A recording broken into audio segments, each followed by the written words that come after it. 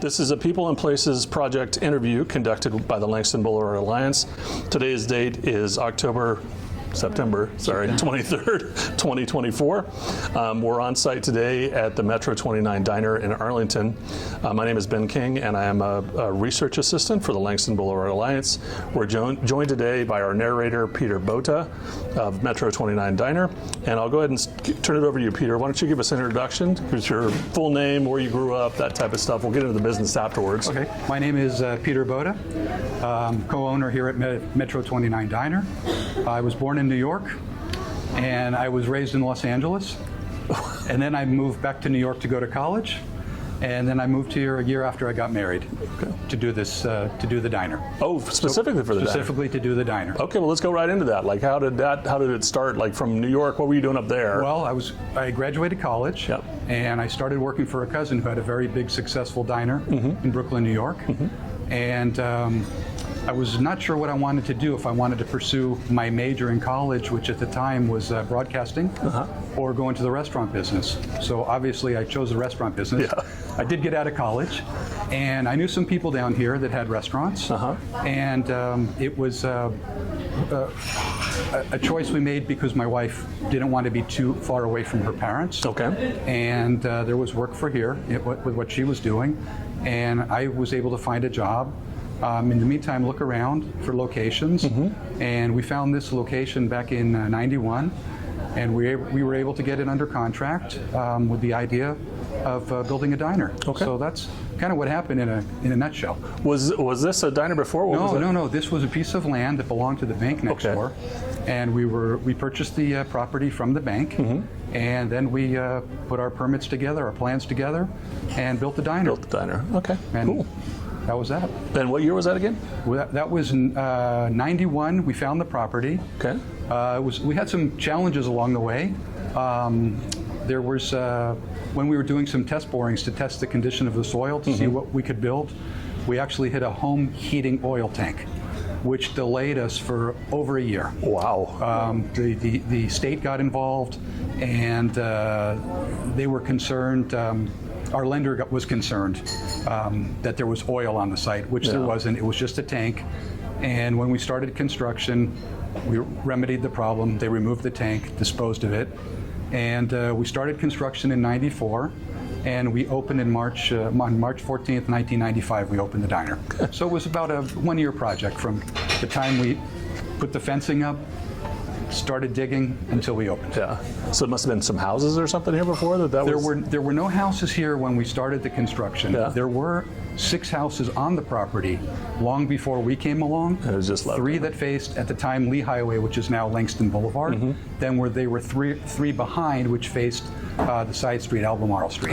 So when we came along, all that was on the property, Ben, was unattached drive-through teller that belonged to the bank next door. That was it. And you had no idea what was down there. And a beautiful piece of grass until we started excavating. It's funny that they thought it was oil. You struck oil down there. Yeah. So fortunately, we got through that. But it did delay us more than a year. Okay. Tell us about, did you know you wanted to own a diner? Like, how did you even get into that mindset of, like, I'm just going to open that thing? Well, what happened is you got to make a choice in life at some point. What do you want to do? What do I want to do? I had to make a choice. And I knew I wanted to go into business for myself, and I knew that I thought I was pretty capable and understood the business. So that's what happened, basically. I just enjoyed the business when I learned it in New York. And we didn't want to stay in New York, my wife and I.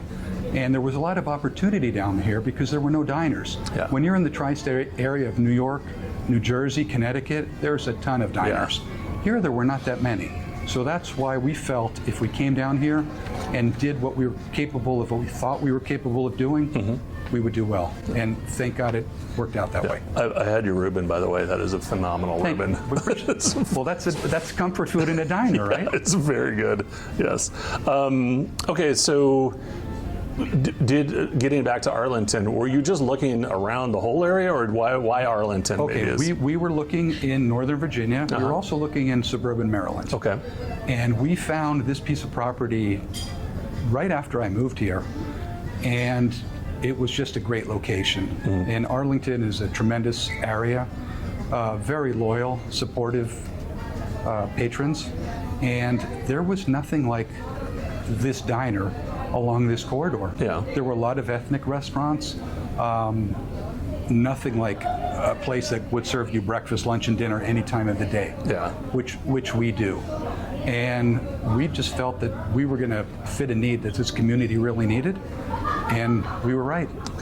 And the community embraced us. Yeah, we're going to get into, we'll talk about the community in a little bit, because I'll want to get your impression on that too.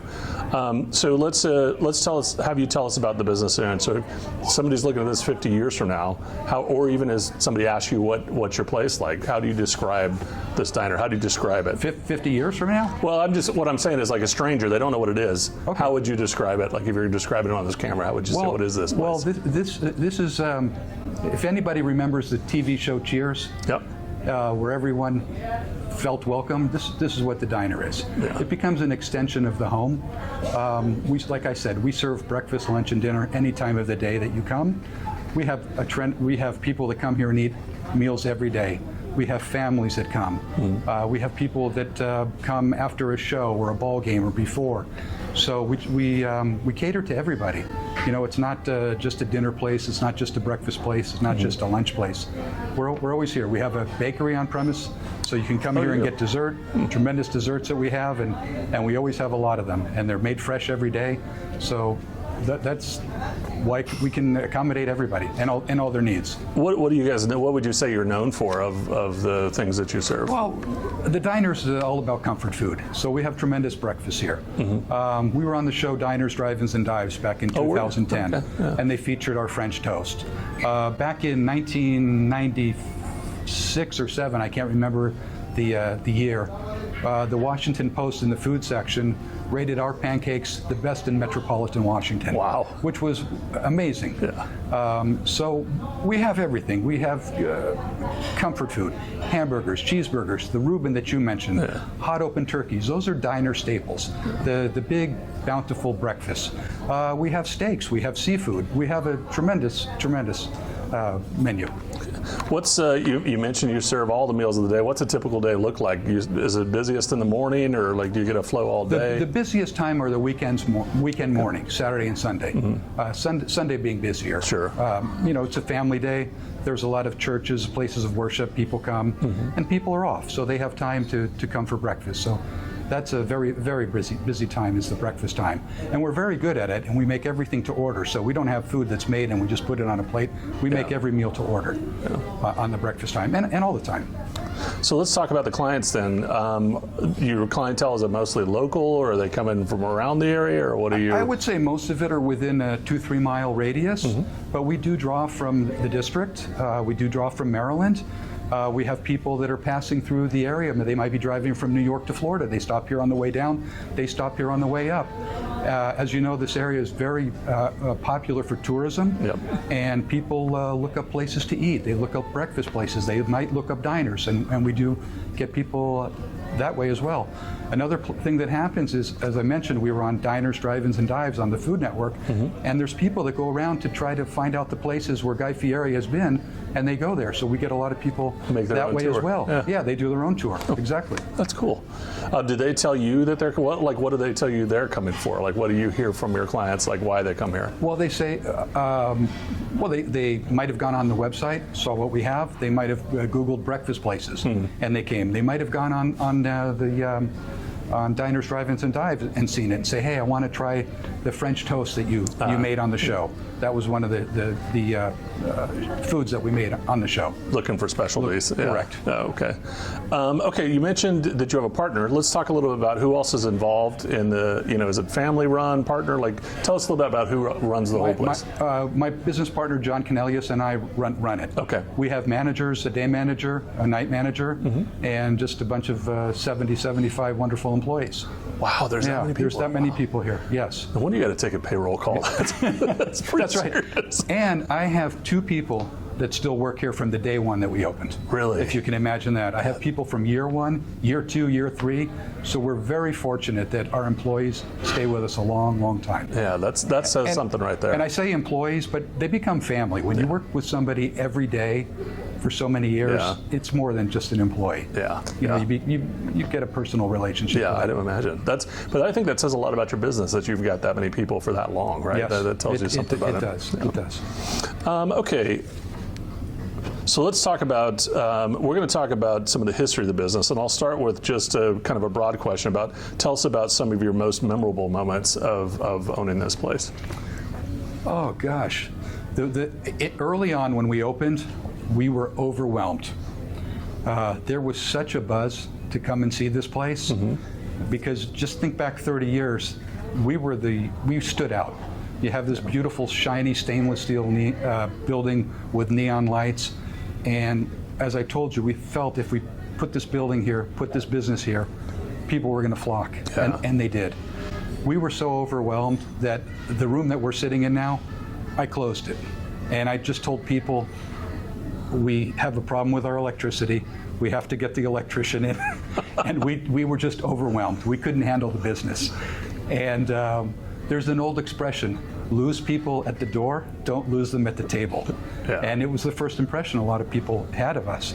So we were very overwhelmed. So that's something I'll never forget. The experience that we had doing diners, drive-ins, and dives on a business note was tremendous for what it did for our business, even though we had been here for 15 years at that point. And on a personal note, it was just, it was a great feeling to know that of all the places that are in this country, we were chosen. And when they came, they did 6 places in the area, and they came here. So that was very satisfying. We've had many celebrities that have come in here. Very early on, we had the famous actor Tony Curtis came in here one evening. Oh, wow. Which was amazing. Yeah. You know, Tony Curtis. Going to a deli outside of New York, too. Look at that. Right. And he was in a movie years ago with Jack Lemmon called The Great Race. And it was one of our favorites growing up. And we would always watch it with our parents and my siblings. So it just had a lot of meaning that Tony Curtis rolled in. We've had a lot of politicians, obviously, come through here. Yeah. We had Joe Biden come in here when he was the vice president. But the most memorable things is all the people that make our place work every day, and the customers that come every day and that have come for years and have supported us and have come generationally. Yeah. So that's the most gratifying thing for us, that people like us, they trust us, and they feel that this is home to them. Yeah. That's going to be a quote, I feel like. We're gonna put that one on the website. I think. Look, she's taking a note. That was a good one, huh? That was a good one. Your broadcast history is coming through. Okay, so let's talk about some of the change. What's changed over the years? Where this building or the way that you serve or any of that? What's changed through the years? What has changed? Well, this is not the original decor of the diner. We did a remodel back in 2008, so that's what it currently looks like. In terms of things that have changed, I think COVID changed things for the most. Yeah. We used to be open late at night. We used to stay open till 1 o'clock during the weekdays and 3 o'clock on the weekends. Oh, wow. Back in the early days, and we were busy. It was tremendous business that we did. We'd do a very nice dinner, and then there would be a movie break before people got all these beautiful systems in their home, and you can get the movies streaming right away. So then we started closing at about midnight, about, I don't know, 15, 18 years ago. I can't quite remember. And then with COVID, we closed at 10 o'clock at night. So COVID was a real game changer, and it really hurt our industry tremendously. You know, it was, we all didn't know what was going on. We were forced to close. We had to close for 3 months. Then when we reopened, many people were afraid to go out, didn't go out. So we started doing increased carry-out business. We got an online platform for people to order, and people were afraid to walk in the building. So we would bring the stuff to their car. They would open their trunk, put it in that way. So COVID was the biggest challenge for us, and it took us about 2.5 years to get back to the business that we were doing pre-COVID. Yeah. So there was help from the government, thank goodness, which got us through. If there wasn't, we would have been in trouble. As hard as it was to get through that. So that was the biggest challenge in the whole time we were here. We had a recession back in 2008, 2009. And as bad as we thought that was at the time, it really wasn't that bad compared to COVID.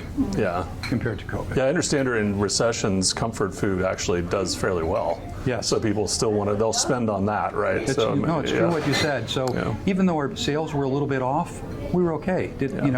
But nothing like COVID, where we had to close, and then when we opened, we were doing a fraction of the normal business that we were used to doing. What did you do anything specific to try to bring people back in? Yeah, we had signage outside. We had balloons. We were trying everything.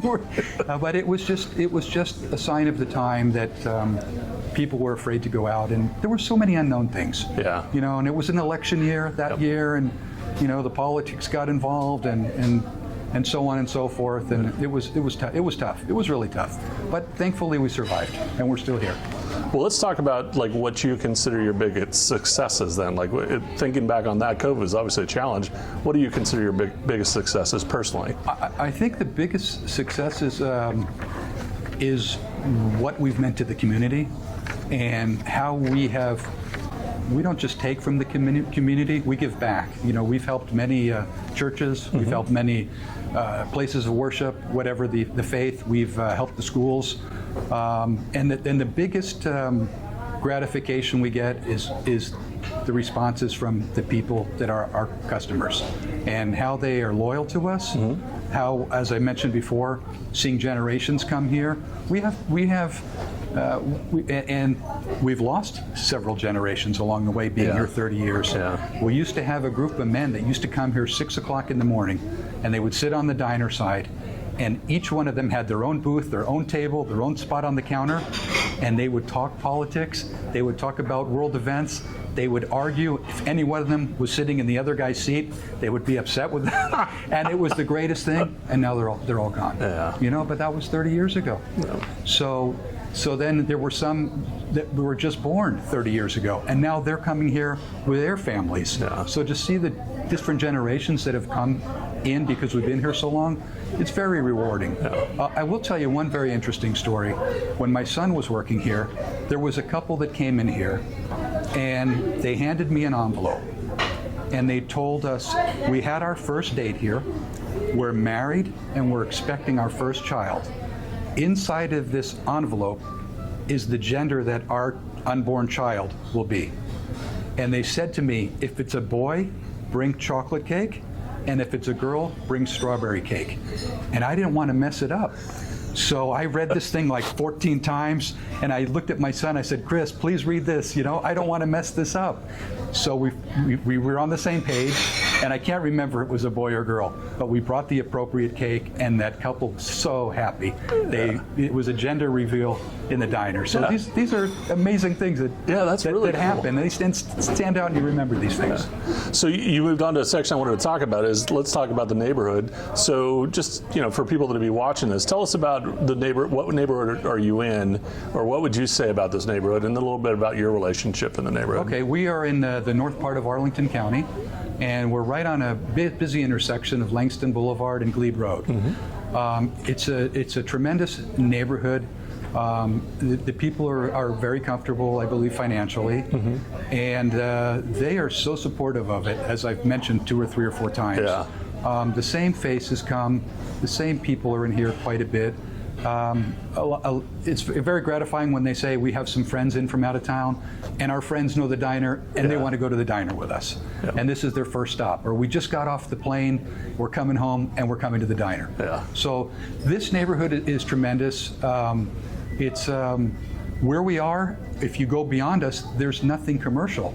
So this commercial strip of Langston Boulevard here is it. Mm-hmm. So when you leave here and go beyond the river, it's all residential. Yeah. So we're the first thing they see as they come down Glebe Road to Langston Boulevard. And we feel that we're doing the best that we can. Our staff is doing the best that they can to let the people know in the community to continue to come in and support us. What was, from the 90s, what's changed? What was it like when you first moved here? What was the neighborhood like, and maybe what's it changed? How's it changed over there? That's a good question. The neighborhood here had a lot of older buildings. Mm-hmm. It probably looked like it did for many, many, many years. And that's why when we put the diner here with this big, shiny, polished stainless steel building with neon. It stood out. It really stood out. Since then, there have been newer buildings. Older buildings came down. Newer buildings went up. A few different banks. A few shopping centers have been renovated, remodeled, and look more up to date. Yeah. But when we came along, the neighborhood looked dated, and it was. Mm-hmm. So those changes we see. Was there were the people that lived in it? Was it different clientele then? No. The clientele was all the same. Still the same. All the same. A lot of families. Early on, there were a lot of couples, older couples, and widows or widowers that would come, and unfortunately they're gone now. Or, some people retire, they do leave the area. Some people have second homes, and they spend the warmer weather here, and they may go to Florida where it's warmer. Yeah. So we don't see them in the winter, and then they come back. But there are a lot of families. That was one thing that really did surprise me when we first opened.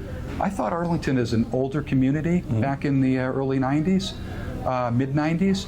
And it turned out that I was so wrong. There were so many families. At the time, I only had a couple of high chairs, and I have 8 high chairs and have had high chairs for 30 years now. So it is a young community as well as an older community. Okay. So you haven't seen that change? It's not like it's getting younger. It's always kind of been the same for your clientele? We feel it's been pretty constant, okay. Yes. Okay. So let's, you don't have to use any names, but why don't you tell us some of your favorite customer stories? Besides the guys that were in the room, those guys were fun. It could be famous people or just funny stories. That's a good question. Tony Curtis was amazing.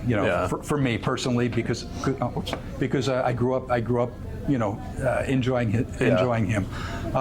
I think the most gratifying thing is the people that come every day and support us. They're just so supportive. When a lot of times we hear more positive than we do negative. And it just makes you feel good that you're here, you're working, you're spending a lot of time. We work on the weekends. Most people are off on the weekends. Most people are with their families on the weekends, so that's tricky. But that's when we do a lot of our business. So just to hear the thank yous and the thank you for being here, that's the most gratifying thing that I receive, and the positive feedback. Now, we do get the negative, and we have to deal with it, and we deal with it. But 99% is positive. That's great to hear. And I think that goes back to we hear that with so many of the legacy businesses we've already done, is it's building the relationships, right, is the key to the success. And it's not, that's, if you lose that relationship with the community, you lose the business. Right? When we came along, we wanted to be here not for a year or 2 or 5 years. We knew we were going to be here for a long time. Yeah. And a successful diner is a type of restaurant that can do that. Yeah. So let's, given the success, and you've been here this long now, what lessons have you learned through the 30 years or so of the business? The lesson I learned is you think you know everything, you don't. We learn something new every day. Still learning, huh? We learn something new every day. We never tried to get too fancy here. We just tried to keep our menu simple. We tried to keep what we do simple. We always stayed in the genre of the diner. Yeah. We never tried to change from that. I think that's the key to what we do, and people know what to expect here. We're very consistent. Our food is very consistent. We have many long-term employees in the kitchen, in the preparation areas, our chef, and our food is very consistent.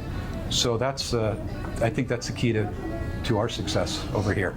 Is there anything you tell, like, as you're training new staff? It doesn't sound like you get new staff a lot, but like, what are some of the things you tell them about, doing business in this community or doing business with this clientele? How do you keep that successful, or how do you pass that on, I guess? That's a good question. One thing, what we're very fortunate here is our employees do stay, so we don't have a lot of turnover. And when we do have somebody new, our employees that have been here a long time really step in, guide them, and welcome them and help them. And we've always told people, there's no such thing as a bad question or a stupid question. Don't take a stab at it on your own. Yeah. If you have a question, come and ask us. We'll help you through it. Come and find us. We'll go to the table. We'll help you out. Yeah. So I think that that lesson that we learned over the years and what we teach our new people is very beneficial.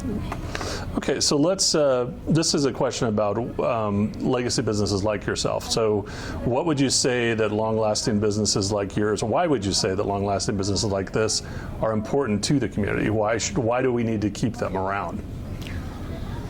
Well, that's a good question. It's the big one. We get the big ones at the end. Yeah. Well, I think it's important because in terms of us, you know, we have 30 years. We're here 30 years. And we've just become a staple in the community. There's some people here that are pretty influential, and very, very early on, one person said to me, "Can I tell you something?" And I said, "Sure." He said, "I didn't think you were going to make it here." This was about 6 months after we opened. And I said, "Why do you say that?" And he says, "I thought you built too nice of a place for the neighborhood." He said, "But thank God that I was wrong." And somebody else told me, maybe 5-6 years into it, "You know, you became an institution in this corridor in a very short time." Yeah. So that kind of feedback early on made us feel that we're going to be all right here and we're going to last the test of time. And now 30 years later, here we are, still standing, still doing tremendous business, still being appreciated by the community, and we're very happy to give back to the community as well. So I think that's why legacy businesses are important, and knowing that the same two guys that opened this place are still here, and the same people that have worked here from day one, year 2, year 3, 20 years, whatever it is. And when you see a familiar face, I think that makes people feel very comfortable when they come into a restaurant. I agree with that one, and I think that's something we're hearing too. Is the familiarity of the place is really a big value of the place, right? That's what we're hearing from a lot of people. I will also tell you, like when we first started this, and I think you've been on the list since the first round, and other people would ask us where are we going, and when we'd mention here, they'd be like, "Oh my God," you know, they'd have a story about Metro 29. That's nice. And I didn't know the history of the place yet. We hadn't even put you on the book yet. I thought you'd been here like 70 years because there was so much of like of the people had a story that I thought, oh, it's just got to have been here for generations, right? You know, it's so funny you say that. There was an older group here the other day, and they said to the server, "We remember when we used to come here with our parents 50 years ago." We were not around 50 years ago. I was 10 years old 50 years ago. And the diner belonged to the bank, you know, the property. There was no diner here. But it's nice to hear because they think you've been here that long because you've been here a while. You are an institution at that point, yeah.